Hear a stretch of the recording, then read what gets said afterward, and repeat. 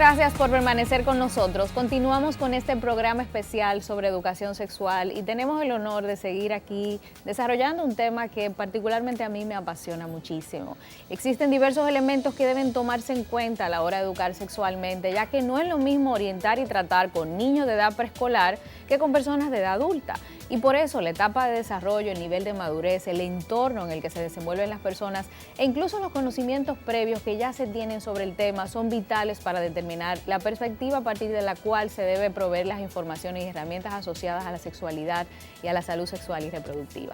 Para conocer cómo educar sexualmente de acuerdo a las diferentes edades, se encuentra con nosotros, se mantiene con nosotros la pediatra y educadora sexual, doctora Josefina Luna, con quien vamos a seguir desarrollando este tema. Josefina, como decíamos, no es lo mismo hablarle a un niño que a un adulto. Mucha gente dice, sí, pero Elaine, tú lo pones muy fácil. Siempre me dicen eso. Y más cuando no están educados. ¿Cómo le voy a hablar a un niño? Por ejemplo, me pasó el caso de que encontré a dos niños que me escribieron justamente en estos días, dos varones que estaban tocándose sus genitales. La mamá se puso histérica y no sabía cómo manejar y me dice, Elaine, yo no estoy educada en ese tema, ayúdame. Entonces, realmente nosotros como educadoras que sí estamos entrenadas, lo vemos quizá de una manera más fácil, pero ¿cómo tú, desde tu ámbito, puedes aportarle a los padres que nos están viendo para poder hablarle a los niños? Sí, es muy buena pregunta y es de un trabajo que hemos estado haciendo por mucho tiempo también sobre la necesidad de que los padres puedan conocer el desarrollo psicosexual de los niños, porque muchas conductas que los adultos pueden reconocer como que son anormales o que son niños que son sabichosos o precoces, morbosos. Sin embargo, son conductas que se reconocen como normales dentro de determinadas edades. En el caso de niños pequeños, 3, 4, 5 años, que pudieran estar tocando sus genitales, mirándose, viendo de qué tamaño lo tienen, inclusive los adolescentes, esas son conductas que pueden considerarse normales y que no tienen ninguna significación de que hay ninguna alteración. Entonces, lo importante es cuando vamos a educar sexualmente, es que las informaciones que vamos ofreciendo tienen que estar acorde al momento evolutivo. Es decir, por ejemplo, en los niños pequeños, ¿cuándo vamos a comenzar a hablar sobre la sexualidad? Bueno, cuando ellos comiencen a hacer preguntas. Y generalmente la primera pregunta que hacen los niños es alrededor de los 3 años, ¿por dónde yo nací? El origen. ¿Por qué yo tengo pene? ¿Por qué María no tiene? Y comienzan a revisarse y a darse cuenta que los niños son diferentes a las niñas. Y por ahí es que vienen las preguntas. Muchas veces los papás reaccionan y se asustan y dicen, ¡ay! ¿Y qué le digo? Pero hermano, ¿qué le vas a decir? No hay que contar el cuento todo completo, porque muchas veces la gente se va a su experiencia, como tú decías, sí, y piensa que los chicos lo que quieren es que le hablen de las relaciones sexuales y no. Lo que los niños en ese momento quieren, porque no se imaginan por qué lugar van a hacer un bebé porque no le encuentran hoyito a los niños, a la mamá. Exacto. Y eso me lo han dicho incluso mis hijos. Entonces es importante ese momento. Inclusive niños pequeños, cuando tú le das más información, ellos no lo pueden retener. Lo que recomendamos es entonces que cuando los niños hagan la pregunta, primero preguntar, ¿qué tú quieres saber? Y nos vamos a dirigir a hacer la respuesta. Lo otro es también cuando ya son, la verdadera conversación en este tema se debe iniciar a los 8 años, ya un poquito con mayor profundidad. Aunque no hayan preguntado. Aunque no hayan preguntado, hay muchísimas maneras que se pueden hacer para iniciar el tema. Obviamente la recomendación es que cada niño, niña o preadolescente debe de estar informado antes de iniciar la pubertad, porque en este proceso de esos cambios físicos que tienen los niños y las niñas, pues es importante que ya ellos estén informados, sobre todo sobre los cambios físicos que ellos van a tener en su cuerpo. Sí, porque ya tenemos... Hablamos de menstruación, hablamos del crecimiento el cambio de su cuerpo, de la primera eyaculación, de los sueños húmedos, que son cosas que van a suceder en este momento y los chicos y las chicas deben de estar informados previamente. Josefina, el tema de género es un tema que nos compete mucho a nosotros y sobre todo con la situación que vivimos aquí, lamentablemente de violencia, de machismo y una serie de cosas que lamentablemente sigue impactándonos. ¿Cómo podemos educar sexualmente sin brecha de género? Porque es una buena pregunta. Es un tema vital y justo en este momento de la historia dominicana es muy importante. Yo creo que de la historia dominicana y del mundo, porque también hay unos movimientos ahí que están movilizando a muchos países y que muchos países inclusive están alerta con la agenda de género. Sin embargo, donde yo veo la situación es cómo nosotros criamos, porque nosotros tenemos una crianza eminentemente sexista. Decimos lo que los varones pueden hacer y deben de hacer, lo que las hembras pueden hacer. Por ejemplo, ahora en este pasado Día de Reyes, yo insistí mucho en no regalar juguetes sexistas, permitir que las niñas puedan también jugar con carritos, con rompecabezas, con que sueñen ser astronauta y no necesariamente la cocina.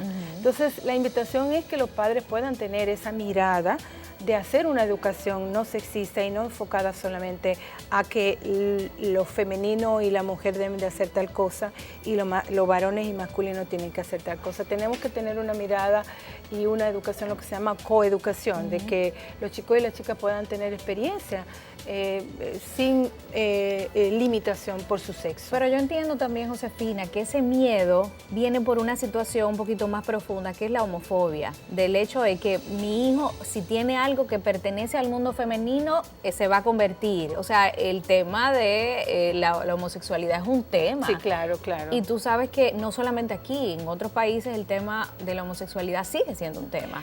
¿Qué podemos hacer? Mira, por ejemplo, el tema de la homosexualidad y bueno, tiene que ver también con el tema del machismo, cómo está muy enraizado en nuestra cultura, en nuestra población, el machismo y la misoginia, porque... Traduce misoginia para el que no entiende. Bueno, entendiendo, es ese odio que tienen los hombres hacia las mujeres y todo lo que tiene que ver con lo femenino, más o menos así es la definición. Sin embargo, mira, podemos, y yo invito al público a fijarse en los memes, esos famosos memes que andan por ahí circulando en WhatsApp.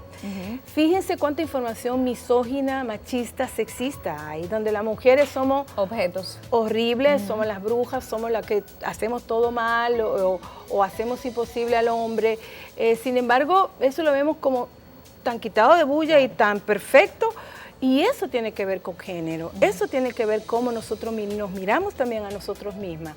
Ahora mismo está el tema del acoso sexual y lo que está pasando en Hollywood. Que se está minimizando por una parte importante de la sociedad. Sí, entonces la gente dice, pero ellas lo permitieron. No, es que ninguna mujer debe de estar sometida a que la acosen sexualmente o que le inviten a una relación sexual si no quiere. Exacto. Entonces ahí está muy enraizada en nuestro pueblo. Igualmente, como tú comentabas, la homofobia. Hay un miedo a la homofobia terrible, pero yo pienso que puede ser aprendido y también inconsciente. Es necesario educar en ese sentido. Exacto, y la parte ya, y con esto lamentablemente tenemos que concluir, el tiempo es corto, quisiéramos quedarnos hablando contigo sobre todo este tema. Josefina, en la edad adulta, los adultos entienden que saben, porque ya tuvieron relaciones sexuales, porque ya tienen hijos, pero la educación sexual no es un tema de que se acaba, es un tema de que la vida entera vamos a seguir aprendiendo. Háblanos de esa. Sí, es importante abrir, porque muchas veces hablamos de educación sexual y pensamos que solamente son los niños y adolescentes, sin embargo los adultos necesitan. Yo pienso que hay mucha desinformación y en el caso de la tercera edad, la mayoría de las personas piensan que las personas adultas a la tercera edad no tienen sexualidad, no sienten, y eso es un gravísimo error. También cuando yo hablo de este tema le digo a las personas en las conferencias, bueno, y sus abuelitos, ¿qué tal? ¿Ustedes ven que se besan o que en la noche duermen juntos? Porque también las personas de tercera edad tienen sexualidad, obviamente son seres sexuados, la expresan de otra forma, claro, pero sí hay que apoyarlo. Y yo invito a los adultos a que si tienen deficiencia en cuanto a vivir una sexualidad responsable, busquen información, cambien el chip, cambien la manera de mirar esta parte fundamental del ser humano, que en la medida que uno tiene información la puede disfrutar sin riesgo. Esa es la idea básicamente también de la educación sexual. No, en el caso de ustedes y de nosotros, que de alguna manera hemos aprendido una educación sexual con culpa, hemos aprendido una información que nos ha enseñado quizás a sentirnos un poquito mal con ciertos comportamientos, que ahora tenemos la oportunidad de aprender con información que tenemos ya disponible en un solo clic. Claro. O sea Así que es. ya no hay excusas. Sí, y mira, y el mundo se está abriendo. Por eso cuando hablamos de la homosexualidad y el tema de los niños, los papás se ponen con mucha presión en ese sentido. El tema de la diversidad sexual es un tema que está en la palestra mundial. Entonces hay que abrirse a eso, hay que respetar las diferentes maneras en que el ser humano expresa su sexualidad. sin señalarlo. Eso es así, respeto a la diversidad. Sí, así es. Muchísimas gracias, Josefina. Excelentes aportes como siempre, un honor tenerte aquí. Gracias. La falta de educación sexual nos afecta a todos y se evidencian muchos de los principales males que afectan ahora mismo la sociedad, no solo esta, la sociedad del mundo. Todas las sociedades están siendo impactadas por temas de educación sexual y tenemos que trabajar juntos para eliminar las barreras en este tema. Debemos dejar de lado esos mitos arraigados que nos retrasan y empezar a reconocer que nuestra responsabilidad en este tema es aprender nosotros, no esperar que el gobierno y que las políticas públicas que nos enseñen. Vamos a aprender nosotros, independientemente, tenemos la información a un solo clic, hagámoslo. Con esto terminamos Respuestas y me voy como siempre satisfecha y complacida por su sintonía y por compartimos un contenido educativo que preparamos para ustedes durante esta media hora. Los invito a volvernos a sintonizar en otra entrega y que puedan visitarnos a respuestas.com, nuestra página web especializada en educación sexual, donde podrán seguir aprendiendo más sobre este tema. Elaine Félix se despide cordialmente. Nos vemos pronto aquí en CDN.